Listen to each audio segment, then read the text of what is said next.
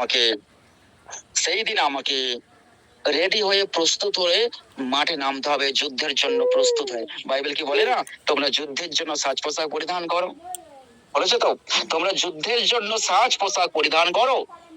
তাহলে এই যুদ্ধ কোনো মানুষের বিরুদ্ধে যুদ্ধ নয়, এই যুদ্ধ আকাশের পক্ষীগণের বিরুদ্ধে, দুষ্ট আত্মার বিরুদ্ধে, অন্ধকারের অধিপতিদের বিরুদ্ধে।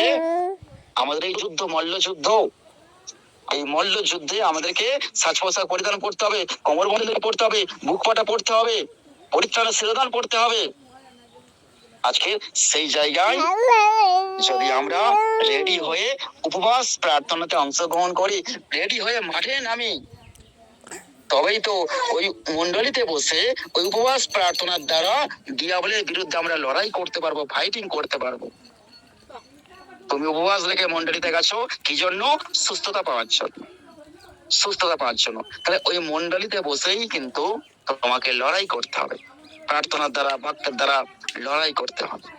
আর বাক্য শুনতে শুনতে, প্রার্থনা করতে করতে মন্ডলী যখন শেষ হবে, দেখবে তুমি সুস্থ হয়ে গেছো। হালেলুয়া। তোমার যে সমস্যা নিয়ে গেছো সেই সমস্যার সমাধান হয়ে গেছে।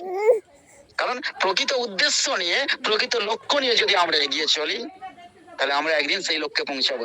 একটা জগতের গান আছে না, ওই ছোট্ট ছোট্ট পায়ে চলতে চলতে ঠিক পৌঁছে যাব।